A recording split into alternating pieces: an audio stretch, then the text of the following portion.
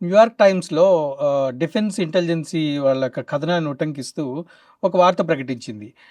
అక్కడ కేవలం కొంత డిలే అయింది గానీ, అది పూర్తిగా ధ్వంసం కాలేదు. న్యూక్లియర్ సంబంధించింది. ఆ ఎన్‌రిచ్డ్ యురేనియం ఏదైతే ఉందో దాన్ని కేవలం ఒక 10 నిమిషాల ముందు, 20 నిమిషాల ముందు అక్కడి నుంచి ఒక 16 ట్రక్కుల్లో తీసుకెళ్ళి దూరంగా వేరే చోట దాసేశారు. కానీ అక్కడేమీ ధ్వంసం కాలేదు అని జెప్పి న్యూయార్క్ టైమ్స్ అంటుంది. సో, దీన్నెట్లా అర్థం జేసుకోవాలి సార్? అంటే న్యూయార్క్ టైమ్స్ తర్వాత మనకు సిఎన్ఎన్ ఇవన్నీ కూడా ట్రంప్ కు వ్యతిరేకమైనటువంటి పోస్ట్స్ అవి. సార్. మనం కూడా చూస్తున్నాం కదా, మోదీ గారికి వ్యతిరేకంగా ఉన్నటువంటి ఎన్నో మీడియా హౌసెస్ ఉన్నాయి. ద వైర్ లాంటివి చాలా ఉన్నాయి. అవి ఎక్కడ లేని కథనాలు తీసుకొస్తాయి. అవి దాంట్లో ఏం సత్యాలు ఉండవు కానీ వాళ్ళు ఏదో ఒక స్పిన్ చేస్తూ ఉంటారు ప్రజల్లో డౌట్ పుట్టించడానికి కోసం. సో అటువంటి వాళ్ళు కూడా చాలా చేశారు. సత్యాసత్యాలన్నీ మనకి ఇప్పుడే తెలియవు. దాన్ని ఏమంటారంటే ఇంపాక్ట్ అసెస్మెంట్ చేయాలి. బాంబ్ డెటనేషన్ అసెస్మెంట్ జరగాలి. అంటే ఎవరో వెళ్ళి అక్కడ నిజంగా చూడాలి ఎంత నష్టం అయింది అని చూసి చెప్పేంత వరకు. వీళ్ళు అది రేడ్ అయిపోయిన గంట అంటే ఒక రోజు 2 రోజులని వీళ్ళు ఎలా చెప్పగలిగారు? ఎవరన్నా వెళ్ళారు అక్కడికి? ఏం ఇంటెలిజెన్స్ వచ్చిందో మనకు తెలుస్తోంది ఏంటంటే, మనకు యాక్చువల్‌గా శాటిలైట్ పిక్చర్ లో చూస్తే 3 రంధ్రాలు ఉన్నాయి. పెద్ద పెద్ద రంధ్రాలు కనిపిస్తున్నాయి. ఫోర్డోలో పెద్ద పెద్ద రంధ్రాలు కనిపిస్తున్నాయి. అక్కడ అంటే ముందర ఒకటి కొట్టారు. ఒక్కొక్క బాంబు కూడాను 200 మీటర్ లోపలికి వెళ్ళగలిగిన క్షమత ఉన్నటువంటి బాంబు. కొట్టి దాని మీదనే మళ్ళీ కొట్టారు. 3 సార్లు కొట్టారు. కాబట్టి మొదటిది ఎంత దూరం వెళ్ళిందో అంతకంటే రెండవది ఇంకా అంతకంటే చొచ్చుకొని ఇంకా లోపలికి వెళ్ళి ఉంటుంది కదా. దానికి ఎందుకంటే దారి సుగమమైంది కదా. కాబట్టి 3 సార్లు కొట్టేసరికి లోపలికి తప్పకుండా విధ్వంసం విపరీతంగా చేసింది. బయటికే వచ్చింది, మనం చూసాం. ఆ blue colour, grey colour, cement colour పొడి అంతా అక్కడ కొండల మీద పడుంది మనం చూస్తున్నాం. కాబట్టి ఆ విధ్వంసం పెద్ద ఎత్తున జరిగిందని తెలుస్తోంది. ఇరాన్ స్వయం ఒప్పుకుంది, మాకు బాగా దెబ్బలు తగిలాయి, ఇవన్నీ ఏవైతే మా ఎస్టాబ్లిష్మెంట్ ఉన్నాయో మా ఇన్ఫ్రాస్ట్రక్చర్ గణనీయంగా దెబ్బతిందని ఇరాన్ స్వయంగా చెప్తుంది. ఇది తర్వాత IAEA international atomic energy agency వాళ్ళు యాక్సెస్ అడుగుతున్నారు దాని నుంచి.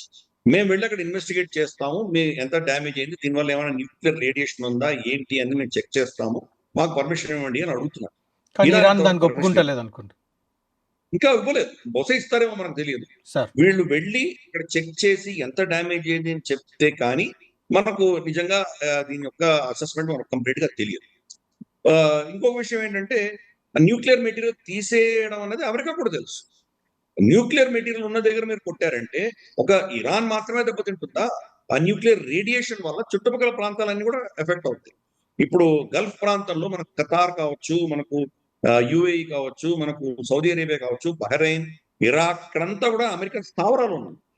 న్యూక్లియర్ కంటామినేషన్ వస్తే వాళ్ళ సైనిక దళాలు, వాళ్ళ సైనిక స్థావరాలకే దెబ్బతవుతుంది. వాళ్ళకే న్యూక్లియర్ కంటామినేషన్ వచ్చేస్తారు. ఊర్లు వెకేట్ చేసి వెళ్ళిపోవాలి. దుబాయ్ లాంటి ఊరు కంప్లీట్ గా వెకేట్ చేయాల్సి వస్తుంది.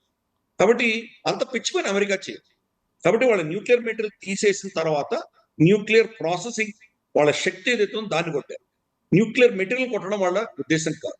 అలాగే రష్యా రమారమి 100-150 మంది వాళ్ళ వర్కర్స్, ఇంజనీర్స్ వాళ్ళు వెళ్ళి ఒక న్యూక్లియర్ ప్లాంట్ కడుతున్నారు ఇరాన్ లో.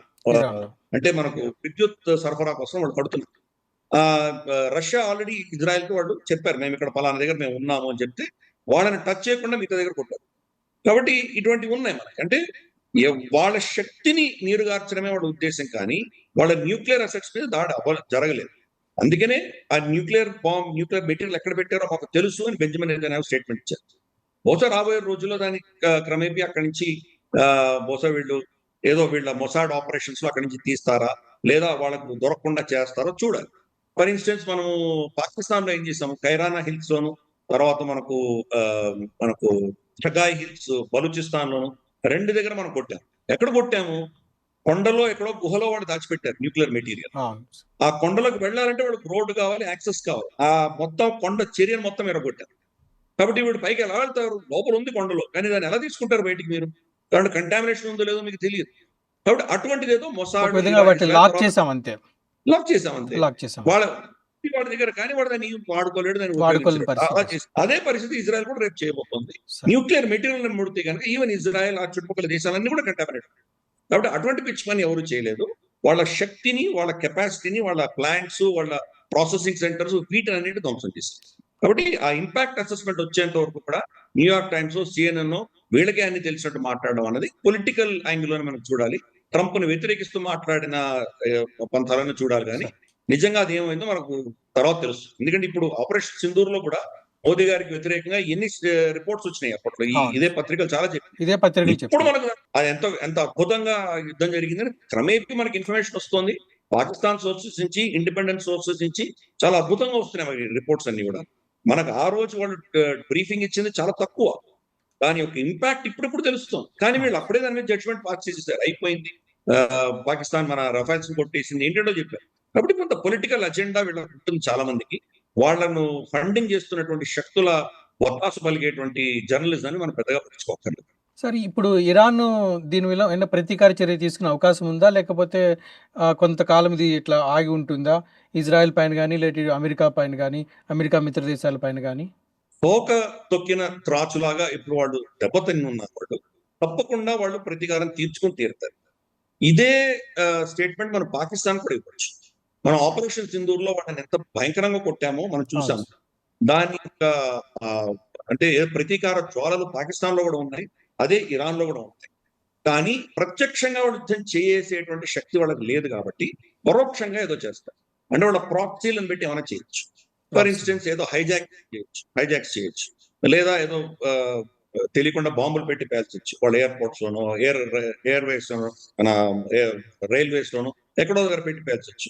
పెద్ద విధ్వంసం సృష్టించవచ్చు, తెలియకుండా టెర్రరిస్ట్ యాక్ట్స్ చేయొచ్చు. ఇటువంటివి ఏవో చేస్తారు. బహుశా మనకు ఇంకా రిపోర్ట్స్ రాలేదు, కానీ అహ్మదాబాద్ లో మన ఎయిర్ ఇండియా ఫ్లైట్ కూలిపోయింది. అది దాంట్లో ఏమైనా పాకిస్తాన్ హస్తం ఉందా అనే ప్రశ్నలు లేకపోలేదు. బహుశా వాళ్ళు ఏమైనా ఎలక్ట్రానిక్ జామింగ్ చేశారా? ఎలక్ట్రానిక్ జామింగ్ చేస్తే ఆ పైలట్, ఎందుకంటే టేక్ ఆఫ్ అయిన 10 సెకండ్స్ దాకా ఏమి మనకి ఇబ్బంది లేదు.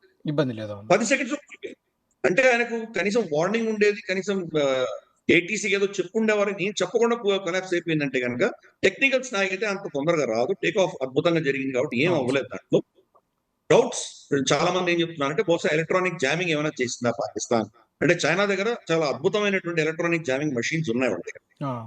ఎస్పెషల్లీ మైక్రోవేవ్ టెక్నాలజీ వాళ్ళ దగ్గర సాధించారు. దానిని ఏమైనా ఎక్స్పెరిమెంట్ చేశారు? ఇవన్నీ ప్రశ్నలు ఉన్నాయి. కాబట్టి అటువంటివి ఏవో ఒక క్రూర చర్యలు చేసే ప్రయత్నం ఇరాన్ కూడా చేస్తుంది. బహుశా అమెరికన్ ఇంట్రెస్ట్ మీద చేయొచ్చు, తర్వాత మనకు ఇజ్రాయెల్ లో చేయొచ్చు, లేదా యూరోప్ లో చేయొచ్చు. సార్ ఎక్కడో దగ్గర వీళ్ళకు నష్టం వచ్చే దిశగా వాళ్ళు చేయొచ్చు. ఇన్ఫాక్ట్ దౌర్భాగ్యం పరిస్థితి ఏంటంటే ఇరాన్ మన మిత్రదేశం మనం చెప్పుకుంటున్నాం, కానీ మన దేశంలోనే న్యూఢిల్లీలోనే వాళ్ళు ఒక టెర్రరిస్ట్ యాక్షన్ చేశారు. ఇజ్రాయెల్ ఎంబసీకి చెందినటువంటి ఒక స్టాఫర్ తన పిల్లల్ని డ్రాప్ చేయడానికి స్కూల్ కి వెళ్తుంటే అక్కడ ఆ కార్ కింద వాళ్ళు మ్యాగ్నెట్ బాంబ్ పెట్టారు. అంటే ఒక బైక్ లో వెళ్తూ ఒకతను, అంటే బైక్ లో వెళ్తున్న టెర్రరిస్టులు ఆ కార్ కి దాన్ని మ్యాగ్నెట్ బాంబ్ అటాక్ చేసి వెళ్ళిపోయారు. అది స్కూల్ కి వెళ్ళగానే డెటనేట్ అయ్యి పాపం వాళ్ళు చనిపోయారు. కాబట్టి భారతదేశంలోనే వాళ్ళు టెర్రరిజం యాక్ట్ చేయగలరు. ఇంకా మరి యూరోప్, అమెరికాలో ఏం చేయగలరో మనం అర్థం చేసుకోవచ్చు. కాబట్టి ఎక్కడైనా చేయొచ్చు ఇటువంటి టెర్రరిస్ట్ యాక్ట్స్. ఇటువంటివి ఏమైనా చేస్తారు, కానీ డైరెక్ట్ గా ప్రత్యక్షంగా యుద్ధం చేసేటువంటి క్షమత ఇప్పుడు దెబ్బతింది, బాగా గణనీయంగా దెబ్బతింది. కాబట్టి మళ్ళీ మిజైల్స్ ఫైర్ చేసుకొని అటువంటి యుద్ధాలు రాకపోవచ్చు, కానీ ఏదో ప్రతీకారం తెచ్చుకునే దిశగా ఏవో చేయొచ్చు.